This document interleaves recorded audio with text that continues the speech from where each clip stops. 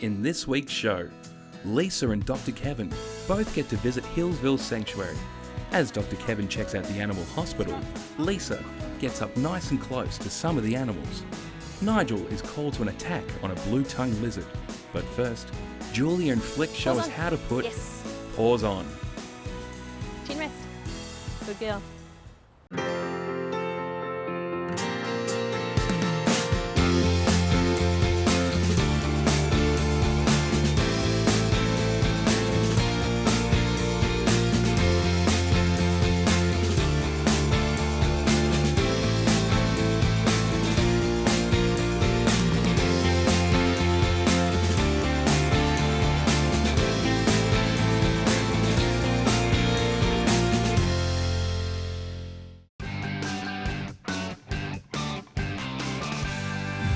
Welcome to Flick's Tricks training segment. I'm Julia and this is my beautiful Border Collie Flick. Now Flick does a lot of television work, live performances, demos for dog training classes, posing for advertising, and I have lots of people asking if they can take photos of her. And hey, who wouldn't want to? A great trick to get the best photo of your pet is to teach them paws on. Really? Paws on? Good girl. It might be a garden rock, a park bench, an upturned bucket at the beach, and your dog will definitely learn to work the camera. So you'll need something for your dog to put its paws on, a stash of treats, and a clicker if you're using one. Now you're going to have to really concentrate on what you're actually rewarding. We're aiming for front paws on only, not all 4 feet. My criteria for this exercise is for the dog to put paws on any surface that I indicate to. My dog should remain in that position until I release them with my end of exercise cue. Be sure to pick a surface that is size suited to your dog. A little chihuahua isn't going to be able to put paws on a chair. You should avoid teaching this skill to dogs with hip or back problems. Animal Rescue, Nigel speaking. Animal Rescue, Nigel speaking. Animal Rescue, Nigel speaking.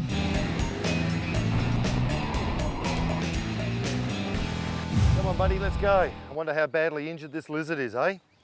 Hope he's not too badly hurt. G'day, Nigel from Nigel's Animal Rescue. Hi, I'm Shanae. Shanae. And this is Poochie. Oh, I can see the culprit. I can see a bit of blood down the side there. Yeah. I hope the lizard's not too badly injured. Let's go in and have a look at him, eh? Let's go, buddy.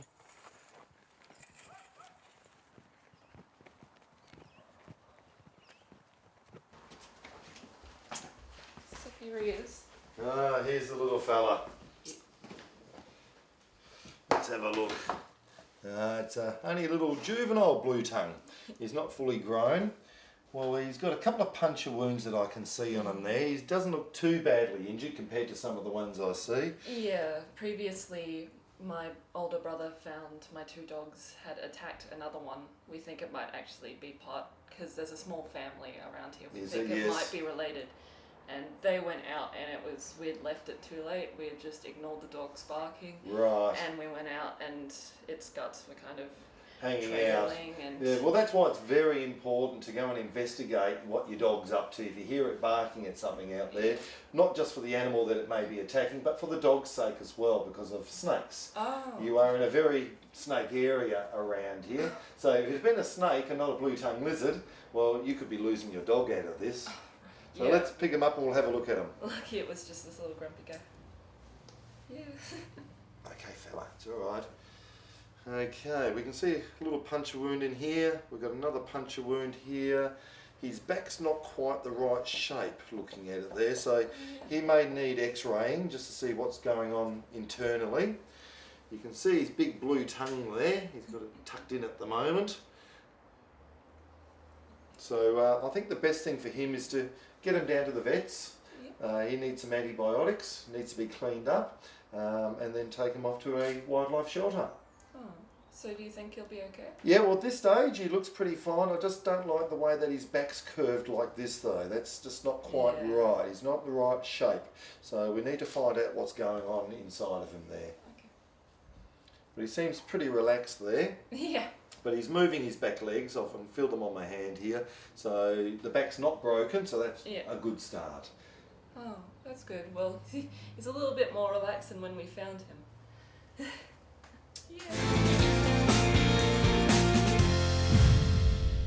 You've probably heard of Healesville Sanctuary before, and if you're from Victoria, you might have even visited.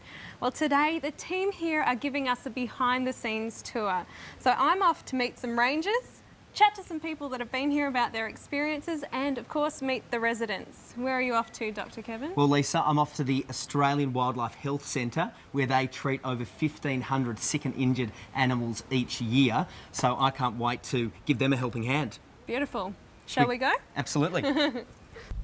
Paul, you're the senior vet at the Healesville Sanctuary Veterinary Hospital, which I imagine for a lot of people would be their dream job. Can you tell me a little bit about your role here and what goes on at the Healesville Veterinary Hospital? Yeah, so we're quite a busy hospital. It's at the Australian Wildlife Health Centre. My role is to sort of oversee the functions of the hospital. We deal with the animals, the health issues for the animals in the collection within Healesville Sanctuary, which includes some of our threatened species programs as well. And on top of that, we also see a number of wildlife patients that get brought into us by visitors, by members of the public, wildlife carers and those sorts of things. So we see, as well as the collection animal stuff, we see around 1,500 animals every year as wildlife patients. It's a huge number. Yeah, it keeps us very busy for sure. And sorry to interrupt, but it's certainly a very varied sort of job, dealing with very small mammals, marsupials, through to some of the larger animals you've got here in your exhibits. Yeah, so every day is different with the work that we do. We deal with, like you say, a whole range of species from the smallest corroboree frogs right through up to big male kangaroos. So a large variation to the types of patients that we see, and that presents different challenges for the type of work that we do as well. You know, we've got to have a sort of broad understanding of how we treat a frog versus how we treat a kangaroo or an emu. So every patient is different, and so the way we respond to those patients also needs to be adapted to that species. Yeah, definitely. I have clients at work say that my job's difficult looking after cats, dogs, but that's only two species. I'm sure, Paul, I don't imagine you'd even be able to count the number of species that you look after here at Healesville. Yeah, certainly a very large variety, for sure. So, Paul, what have you got on today? So we've got a few procedures booked in today, but first up we've got a Tasmanian devil, Matilda, who needs to have a shipment check, a health check before we send her off to another zoo. So that's scheduled in for now, so shall we head off and we'll have a look at that? I'd love to. Give you a hand. All right, come on through.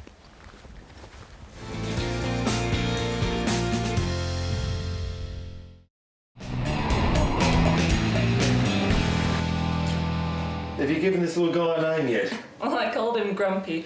Right, yeah, I can understand that. They can get a little bit grumpy there at times. Yeah, Okay. just kept calling him Grumpy Fella because he kept snapping and the name kind of stuck. Did it? Right. Well, you've done very well getting out there very quickly this time around. Had to chase him a little to actually pick him up. Did you? Right, so he was running along on the ground okay? Yeah, he was trying to run along and bite me, and I was kind of trying to do the behind the neck and the tail but support without. I didn't know if blue tongues could bite or not, so well, that's the only thing you have to watch out for is that mouth, because when they latch on with that mouth they don't let go, and believe me, it hurts. Okay. So you can pick them up, as you can see, they're very docile lizard, but generally you just come in from the back there and just grab in there just to control the head there on him. But it looks like he could be one of the lucky ones. Yay. It's going to be okay, Grumpy. I think we'll pop him away back into the box again, get him down at the vet's first, get him checked over, and as long as he pulls through there, then he'll go off to a wildlife shelter. Okay. Okay, good terrific. Enough. Thank you very much for phoning us today. Thank you for coming in and helping him or her. Oh, that's what we're all about. In you go. Yeah. Bye, Grumpy. Yep. Okay, terrific. Thank you very much. Thank you. Thank you, Keegan.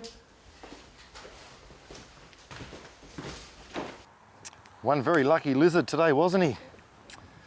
A very valuable lesson can be learnt out of this exercise today. In this case, it was a blue-tongued lizard.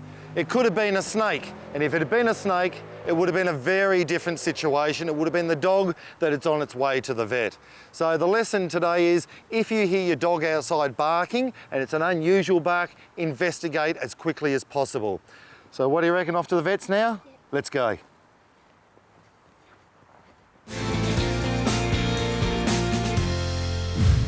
Today, I'm lucky enough to experience a magic moment with this gorgeous girl. Lorraine, who have we got here? So this is Sunny. She's a 3-year-old echidna. What you can do, if you like, you can just give her a gentle pat. Oh, we always start from the head and just work our way down like so. And you'll get to feel what the quills feel like. Give it a go. Ready? Oh, wow. It's pretty cool, isn't it? Yeah, gosh, they're tough. Well, she's pretty happy to be touched. What's she eating? So this is something we love to call the echidna porridge.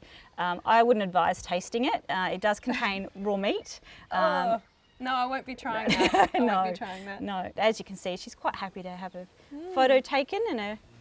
She's a social little creature. Absolutely. It's amazing. Yeah. A stroll along the boardwalk will give you a treetop view, and you won't have to look too hard to see who's tucked away in the trees. Adult koalas eat up to 1 kilo of eucalypt every day, so that means these branches have to be cleared and replaced every morning.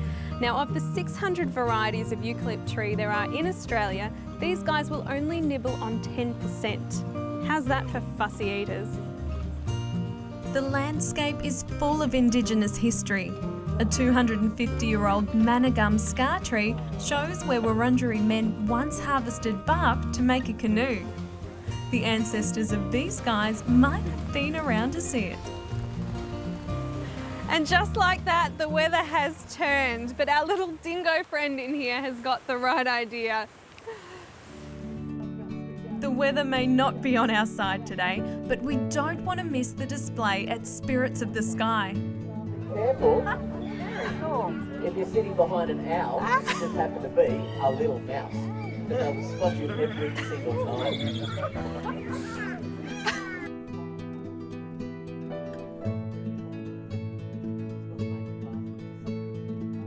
I'm going to put the rock on the ground and we're going to let Bernice do the rest. She picks the rock up, carries it down to the egg, lines the egg up, puts it down on top of the egg. We're going to go on, put a tiny little hole in there. That's all she's going to do.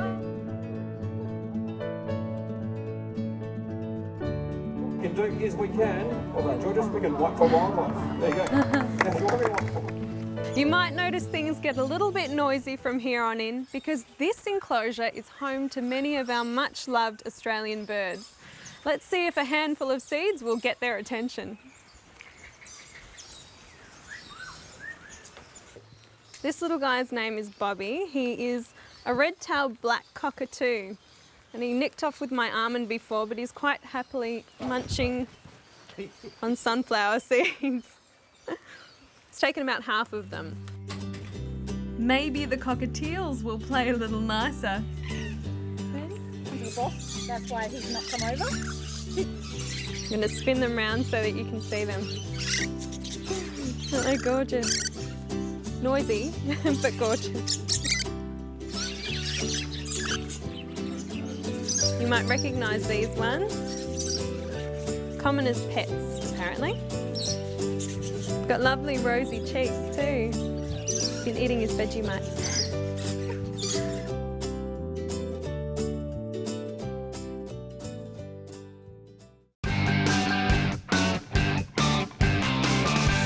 I'd like to welcome my rookie dogs and their owners. We've got Diana with Buddha and Paul with Hercules. So to start off with, guys, come on, Flick. We're going to load our hand up with a whole heap of treats and use that treat to lure their nose up, sort of over the surface, and hopefully their paws will go on. So give it a try with them. Load the hands on. That's it. Treats in the hand and pull it up and over. As soon as they've put their paws on, you can mark it with a yes or a click and give the treat party. And if they've got a release word, use your release word to say they can hop off again. And then just go through it again. So using a treat at their nose, pull it up and over that surface and see if the dogs will put their paws on. Now it's really important to remember that the dog only gets a treat for paws on the actual surface.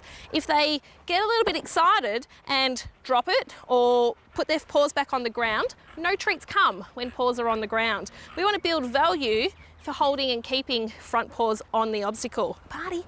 So you can release your dogs and try it again. Here we go, good one. Party. Now for those of you at home, if your dog's having a bit of trouble and getting so super excited about following the food, what you can try instead is manually picking up their front feet and placing them on, making sure that once they're on, yes, and you give treats, If I can grab one, there we go. A treat for her having front feet on. Remember, treats come when front feet are on the obstacle. Party. Using the release word to indicate end of exercise. So you can lift those front feet on, yes, and mark it with a yes and a treat. Good girl. Party. Now for this exercise with words, I use paws on, and I make sure I'm really conscious of which words I do use. Paws on means front feet only, okay? If I want my dog to hop all fours up, I'll say paws, or I'll say up, so their whole body hops up. I want my dog to be able to discriminate front paws only versus whole body up. Party. Good job. This is one trick where fading the lure can be quite easy. Your hand gesture to the surface should be enough for the dog to want to put its paws on, upon which you'll give a treat for your dog's good choice. Once your dog understands to stay in position until you're given the release word, you'll be able to take some amazing photos of your favourite fur kid. We look forward to seeing them. Why not send them to our Facebook page? Happy snapping. Until next time, guys. Ching.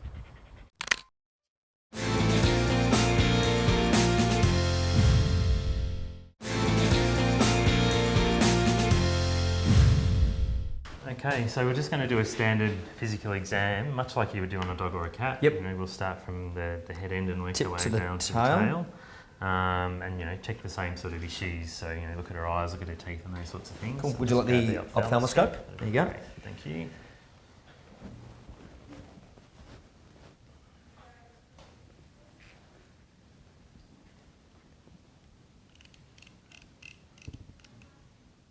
Can devils develop cataracts? They certainly can, yeah. We have had devils with cataracts here in the past. And obviously it can cause them some problems with their vision, so yeah, we prefer not to have cataracts. It's looking good. Their pupils are kind of a bit cat-like, devils, so they've got that kind of slit style pupil, so looks good.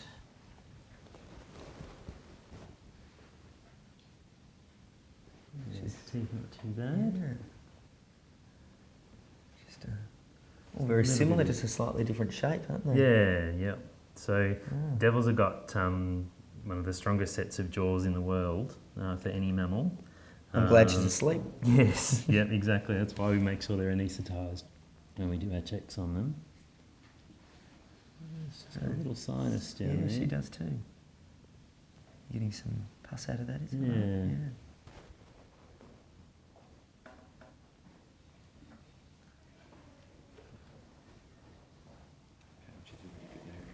Oh, of course.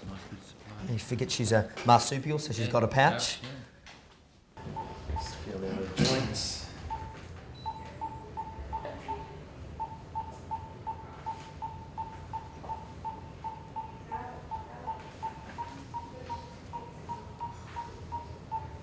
So just have a feel of the belly as well, make sure there's no lumps and bumps that we don't want. Definitely.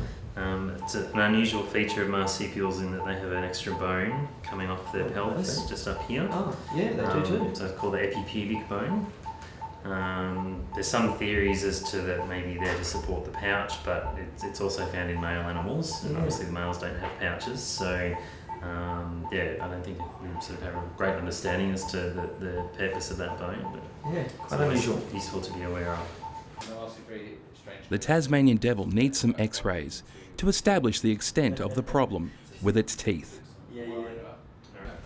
So we've just got the skull x-rays up, just have a look at these teeth. Yeah, So there were two that were a problem, was that? Yeah. So there was the one Yep. that tooth that was broken, and we can kind of see that up here, Oh, yep. behind this canine.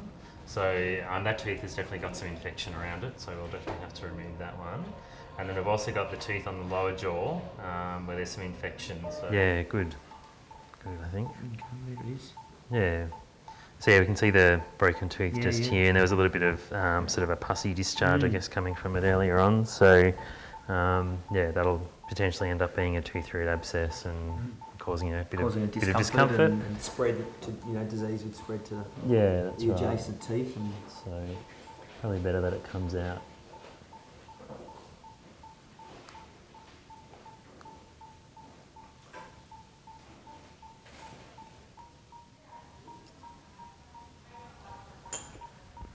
Let's grab those.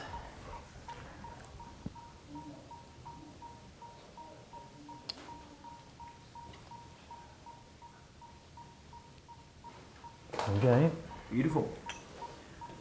And then intact. So yeah, we've got the whole root there, which is good.